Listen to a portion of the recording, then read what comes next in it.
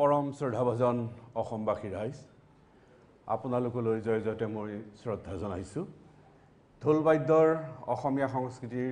এই বাদ্যৰ মুখ্য নায়ক মঘাই ওজা। মঘাই ওজাই এই ঢোল সংস্কৃতিক আজি বিশ্বৰ দৰবাৰত প্ৰতিষ্ঠা কৰিলে আৰু সেই মঘাই ওজাক কেন্দ্ৰ কৰি মই ঢোল বাদনৰ লগতে দুই এটা কবিতা লেখোঁ। সেয়েহে ঢোল বাদনৰ আগে আগে মই এটি কবিতা সেইগৰাকী শ্ৰদ্ধাৰ ব্যক্তিৰ সশ্ৰদ্ধ স্মৰণত মোৰ কাব্য সংকলন হৃদয় ফুলৰ সুৰভিপা আপোনালোকক পাঠ কৰি শুনাইছোঁ। মেঘে গৰজা মঘাই, নাওশলীয়া গাঁৱৰ মেঘে গৰজা মঘাই, ঢোলৰ চাপৰত গছ বিৰিখৰ পাত সৰুৱাই, খৰচনা দবনি চালনা গুৰুঘাট বন্দনাৰ মালিতাত, নিমাত নিতাল কাঁহ পৰি জিন যোৱাৰ অভাতল, ৰাইজ আৰু দা ডাঙৰীয়াক মাননি হতেৰে ঢুলিয়াই শোৱা গুৰি ধৰে। ঘিন খিতা লিখিৰ খিতা আৰু তিখিৰ খিতা, ভেকুৰী তিতা খালেহে জানিব কিমান তিতা ন, কপাহ ধুনালি ধুনিলি তোৰ ক্ৰোধিত বিস্মিত নিৰ্বাক শৰীৰ, বিহ লগা সময়ক ঘেঁহু টনা হাতেৰে পিহি লৈ 7 দিন 7 ৰাতি ভাতৰ কাৰণে ঢোল বজাই, ঐ মোৰ মেঘে গৰজা মঘাই, দুবি টেলেঙনা হাতেৰে 3 ঠেলেঙনি খুৱাই, নাওশলীয়া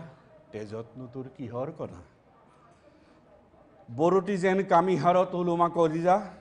তাৰেই টংলতি কুটাদি কুটিলি দুৰ্বহ সময়, খেতিয়কৰ ঘাম লগা দেহাৰে তেল টুপি লৈ দিছিলি কেঁচা ঘাট চেঙা তেল, ঔ বাগৰাদি বাগৰিলি নিৰন্তৰ কালৰ জুইত,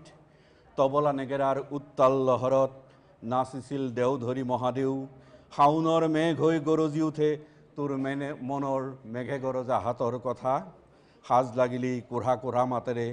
কোঢ়া পক্ষীৰ মাতত বাজি উঠে দবা বৰকাঁহ, ধপ ধপাই সৰি পৰে ৰাতিৰ এন্ধাৰ, হাবিয়নী গাঁৱৰ লুংলুঙীয়া বাটৰ উদেখাতি ধবাই লতা তোৰ অতিকৈ আপোন, অনাৰি ঢুলিয়াই শোধনে হেনো ঢোলত জুৰি বজাইছিল ৰজাৰ সভাত, বুকুত ঢোল বান্ধি বাদলি ওলোমা দি পাৰ হৈ নৈ নিজৰা পৰ্বত, ঐ মোৰ মেঘে গৰজা মঘাই, ঢুলীয়া বতাহৰ বকুচাত উঠি ইগাঁও সিগাঁও 7 গাঁও পাৰ হৈ পালি তই হেমাংগৰ পাৰ, মাহ দলা হাতৰ কৰকৰণিত জাঙুৰ খাই উঠে তোৰ শৰীৰ, জপা গুঠাদি গুঠিছিলি তোনত দুৰ্বহ সন্ত্ৰণাৰ জ্বৰ, অপ্ৰত্যাশিত দুৰ্যোগৰ সময়তো গুম গুমাই বাজে তোৰ ঢোল, উৰুকাৰ আগদাতি ধুমুৰ ধুমুৰ পিঠা খুন্দা ঢোলত বজাই, খেতিয়কৰ তেজ লগা নাঙলৰ ফাল গুৰ পগোৱা শালৰ ফেলাই,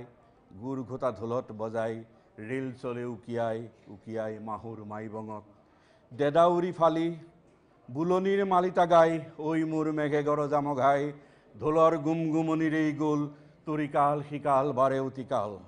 ডাৱৰৰ আৰে আৰে ঢোলত চাপৰ মাৰি সুধিবিচোন তই তোৰ বুকুত বাজি থকা গুমগুমনিবোৰ শুনিলেনে নাই, ঐ মোৰ মেঘে গৰজা মঘাই। ধন্যবাদ। সেইগৰাকী শ্ৰদ্ধাৰ মঘাই ওজাৰ এই মই কান্ধত যিটো ঢোল লৈ আছোঁ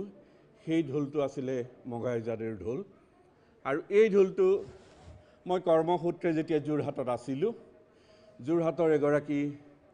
প্ৰখ্যাত বৰ্ষীয়ান ওজা বলাই হাজৰিকাদেউ,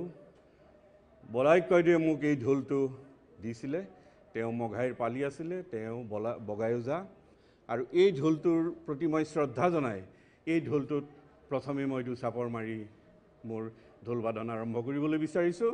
এইটো মঘাই ওজাৰ ঢোল। বৰ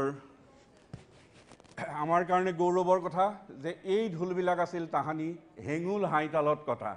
কিন্তু বৰ দুৰ্ভাগ্যজনক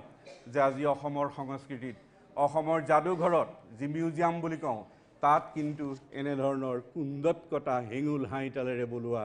ঢোল নাই। এই ঢোলবোৰ আকাৰত কিছু ডাঙৰ আছিল আৰু বজাবলৈও কিছু শক্তি লাগে। যি কি নহওক, এই গুৰুজনাৰ প্ৰতি মই শ্ৰদ্ধা জনাই ইয়াত দুচাপৰ মাৰি মই আজি মোৰ ঢোল বাদনৰ কাৰ্যসূচী আৰম্ভ কৰিম।